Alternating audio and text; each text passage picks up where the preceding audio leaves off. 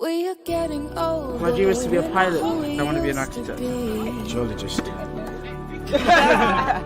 and I are growing further. You don't really talk to me.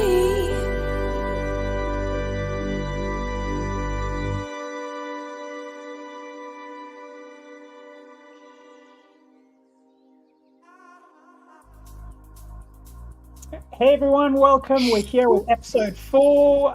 It's Roger from One Degree and giggling Felipa who's today. Keen to have a little chat about her time with One Degree. Hey Felipa, how are you? Hello, I'm good. Thank you. How are you? Good, really good to see you. It's been such a long time since we managed to have a catch up. So Yeah. you're a One Degree alumni from 2018, if I remember it correctly. Yeah. Yeah. So let's have a little bit of a chat about looking back at One Degree and then what you're up to now and moving forward from that. But starting off, just what can you remember about One Degree all those years ago? I remember waking up at like 7:30 every Saturday morning and then just making my way to my school. And we'd spend essentially the afternoon there. It would be either English or maths that we were doing. And it was always good. I thought of it more like, at the time, a bit more of like a social club when it started rather than actual lessons, because you're seeing your friends on a Saturday and stuff like that. But then once we got more into it, like throughout the year, it was very much, once GCSEs were approaching, it got a lot more real, and we had a lot of help from you guys. I remember that much for sure.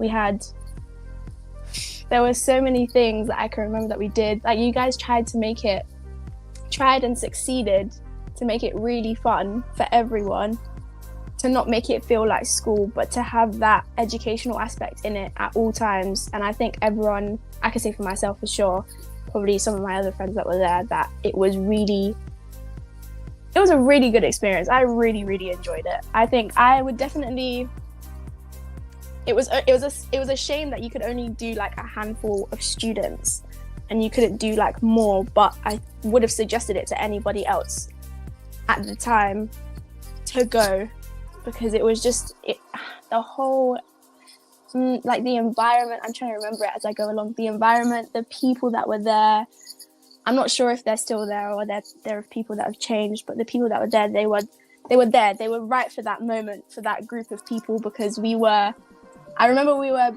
a loud bunch of individuals and we were always talking and things like that. And so you guys really, you kept up with that, and you like held us down at the same time in terms of, again, the educational aspect. And you guys were always making sure that we were okay and we understood, and however many times we needed to go over it, we would go over it and it would be completely fine. You guys wouldn't mind explain. I remember having to be explained things so many times because I just wouldn't get it, but I did end up getting it at the end, and it was really, really good. There were so many things that were really great about One Degree that I remember. Oh, it's amazing. So it's such a nice little summary there. If you're looking back now, because it's been, what's it been, sort of six years or so, is it? Yeah. All right. So do you find it easier to look back at it with appreciation, or did you sort of feel at the time that actually this is okay, this isn't so bad, or you kind of like, I've got to get through this, No, it was always a thing of appreciation from the beginning. Just the fact that, I don't know, you have people that are taking time out of their day to come and help you, and they don't have any ulterior motives. They just want to be there to help you succeed. And it was always a thing of appreciation, but even now, like, more so, because you're older and you appreciate what people did for you and how people helped you. So I think I've appreciated it, and I appreciate it even more now, for sure. Oh, great. Yeah. And other than the academics, can you remember all the stuff around the academics, the little, soft skills, life skills, all that kind of stuff? Is there anything that kind of stands out that you can remember from those? There's so many experiences with everyone. It would all kind of like fold into one. That's what I remember. Like, we could be talking about maths one time, and then we start getting into like a deeper conversation, and then certain things, I can't necessarily pinpoint because it was a long time ago, but certain things would be said, and it would kind of like, you'd look back and you'd be like, oh, okay. Yeah. Like, now that I look back at it, it makes sense. So it just, there was a lot that I took from it, and it's also just good people to have around you. I think that's what One Degree was. You had a lot of good people around you that wanted the best for you. So that's amazing. And here's a tough question for you. So why do you think we ended up choosing you as the student of the year while you were there? What do you think was our reasons around that? I have not. I was so shocked. I remember being so shocked when you guys called me. I was like looking around and I was like, guys, are you sure? Me? Are you sure? I don't know. I think I like to think of myself as very like in the moment. I liked learning. I loved learning. I was a massive nerd in school, and I loved going to school, and I loved learning. So I think that had a slight aspect to it. I don't know, just me coming in with a good attitude all the time, no matter what happens. That too, I think. That's the only two things I can think of. No, spot on. I mean, it does help. That attitude, I think, with anything you're doing in life can make such a big difference. And you know, when some people get it and they make the most of the situation, really take advantage of, like I think you did, it goes a long way. And I think it's really obviously stood you in stead now where you are now, and how hard you worked from One Degree to now, which, you know, probably great to go into that next and talk about like what was your journey like when you finished One Degree and, you know, you got your exam results and then went on to college and so on after that. What was that like? It was kind of stressful. I remember it being very stressful because I got my results. I was really proud of the results that I got. I was not expecting my results whatsoever. And then the next thing was just colleges. I didn't know what college I wanted to go to. I didn't know which one to pick. I had trouble picking my subjects as well. And then once I chose the college that I wanted to go to, I chose the subjects. I couldn't do 2 of the subjects that I originally wanted to do because I was late to pick them, essentially. So I didn't have the chance to do what I initially wanted to do. But I think I made a good choice nonetheless. What did I do? I did sociology, I did media, and I did French. So I carried on with French because I did study French in secondary school. Sociology was great. That's what I ended up doing at uni because I really enjoyed it during college. Media was really good because it's just like, it was the upcoming bit of social media and everyone was involved in it, and it was great. But it was a big struggle. It was a big shift, I think, from secondary school. It was a lot, I would say harder. Well, it was harder, but you'd always say to yourself, oh, it's going to be so much easier because you only have 3 subjects to focus on. But little did you know that you'd be spending double the time on those 3 courses. It was crazy. It was insane. And then when you finished college, did you take a bit of time out, or did you dive straight into uni after that? No, I did not want to go to uni because when I finished college was when COVID hit. So I did not want to go to uni at all. I was put off uni completely because we had stopped college completely in February. So I had no classes in college from February onwards. So I did not complete, technically, I like to say I didn't complete my A-level studies because I didn't. I didn't get to do exams. I didn't get to do anything. Some people see it as a blessing, and it was, because it would have been a very stressful time to do so. But it's just that thing of like, I can't say I completed my A-levels. I did 2 years and a bit of it, but that's it. So uni was a big no for me. Even from when I started college, I was like, I don't know if I'm going to go to uni. I don't think I will.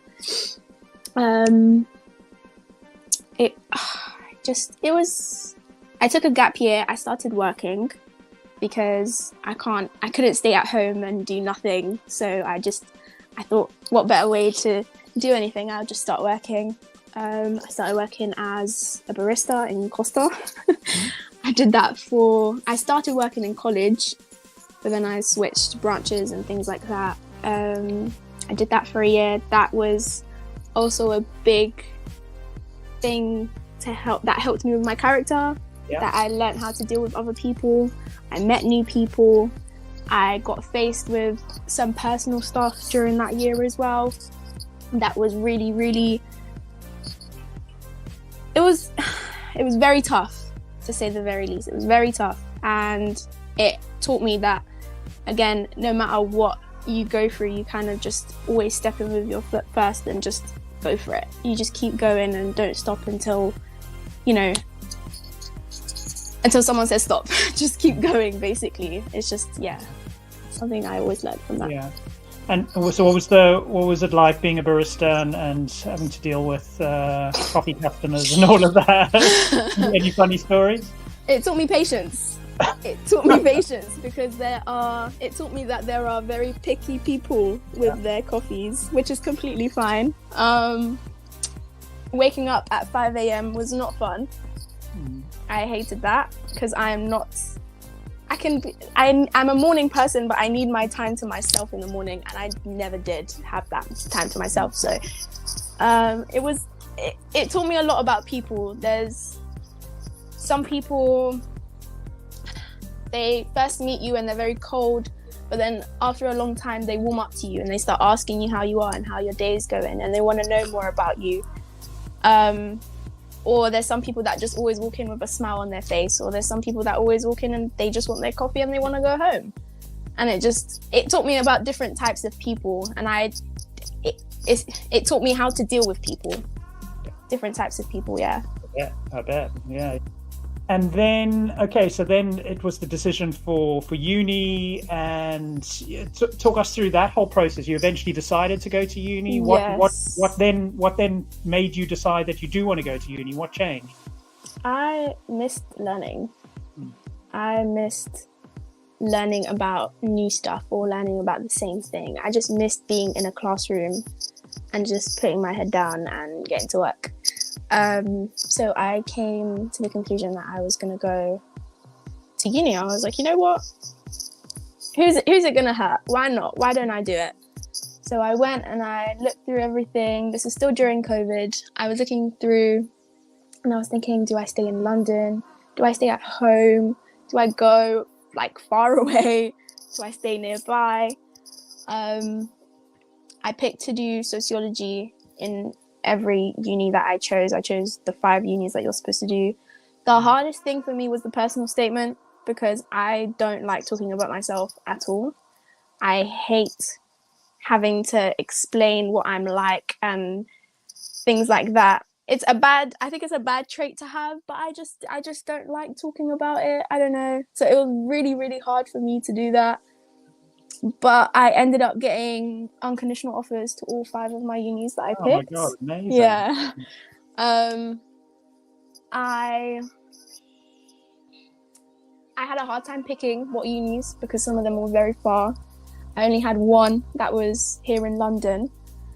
But I decided to go to Canterbury just because it was not in London, but it's not far away. It's like an hour. Not too far, yeah. An hour and 15 minutes from my house, maybe. So it's not too far. I can always come back and see people. It was... The first couple of months were horrifying because you're just by yourself in silence. I did not expect online learning at all. Online learning was something I don't recommend for anyone. I hated the era of online learning. It has its benefits because you can just get up. You don't have to put any clothes on. You don't even have to fix your hair because you don't have to put your camera on. And you can just sit at your desk and you can just listen to your lecturer. But I hate that. I hated that because there were too many distractions in my room. I can admit I would sometimes mute it, or I'd put the volume down and I'd just go on the PlayStation, for example, or I'd start doing something on my phone, or I just get super, super distracted. I do not recommend online learning for anyone. It was horrible.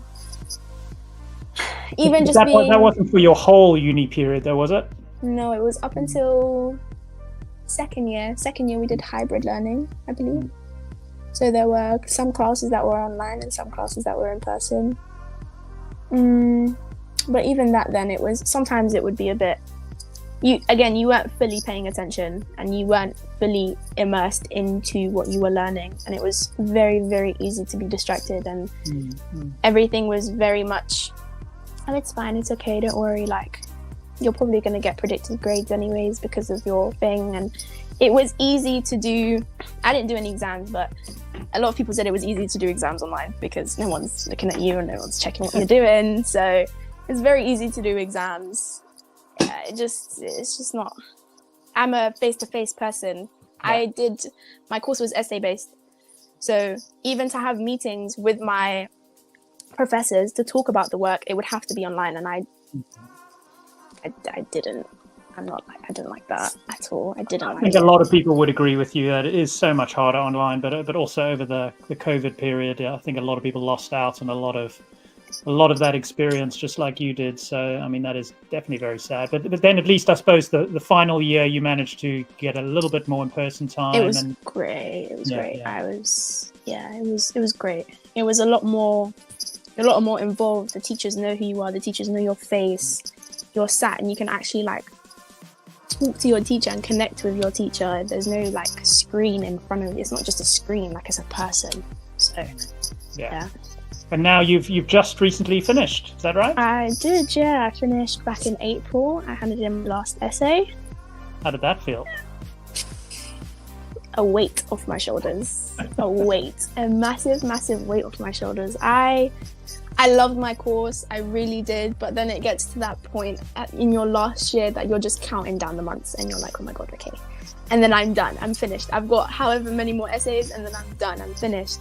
But I can say that I gave my all and I tried my best and I did everything I could to just get the work done and just do it. I still have one more year, I'm still doing Spanish, but I'm thinking it's something completely different. It's not even anything to do with sociology, so I'm really excited to do that.